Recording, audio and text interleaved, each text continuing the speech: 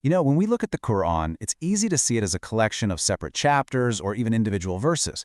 But in this explainer, we're going to look at the fourth juz, one of its 30 sections, as one single continuous story. And it's an incredible story, one that shows us how a community is tested by fire and then handed a detailed blueprint for building a just and strong society.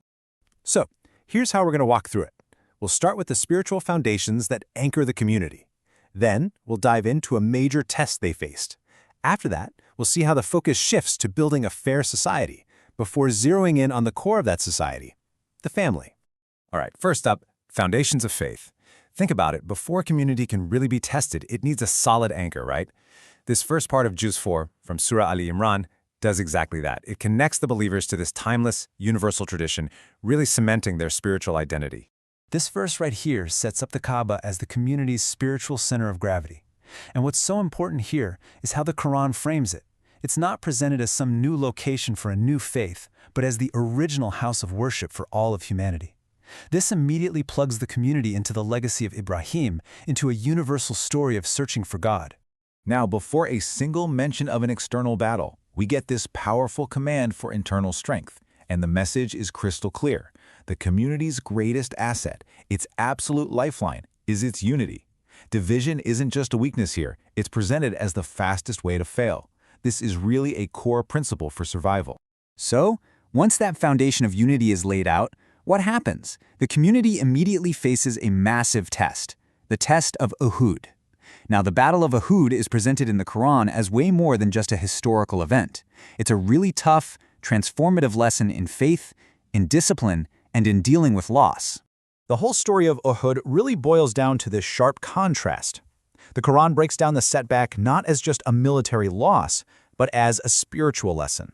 It explains that divine help is directly tied to the community's own internal state.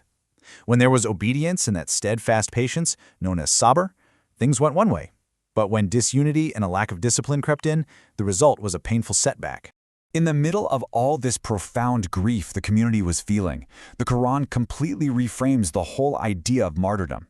This verse isn't just offering comfort, it's offering a whole new theological lens on loss.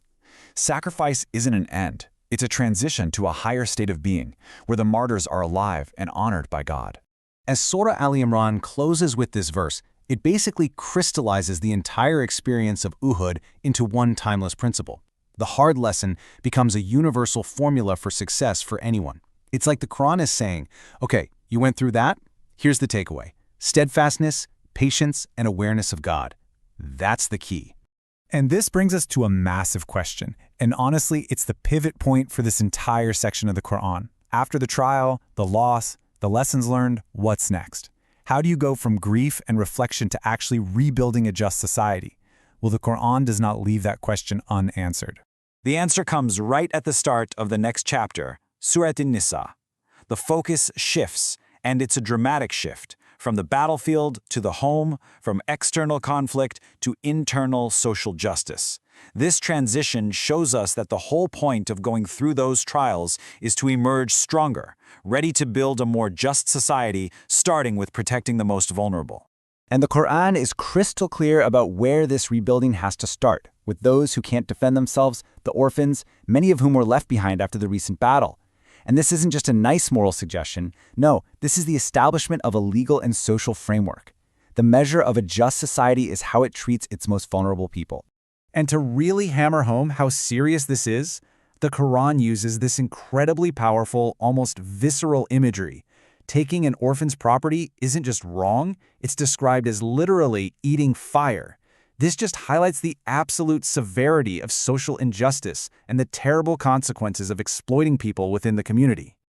Okay, so from protecting the community's most vulnerable, the focus zooms in even tighter, right down to the absolute core unit of any society, the family. The text now starts to lay down very clear boundaries and structures to protect the family and keep it healthy. And this is where it gets super practical. Right at the end of Juz 4, the Quran provides this detailed legislation. It establishes what are called the limits of Allah by defining exactly who is and who isn't permissible to marry. And this isn't just some random list, it's a divine framework designed to prevent confusion, to protect family relationships, and to create a stable, healthy social structure. So what's the big picture here? What can we take away from this whole journey? This incredible arc, from the heat of battle all the way to the laws of the home, shows us that in the Quran's vision, spiritual strength and social justice are really two sides of the same coin. The resilience that's forged in hardship becomes the very foundation for building a compassionate, divinely guided, and complete social order, one piece at a time.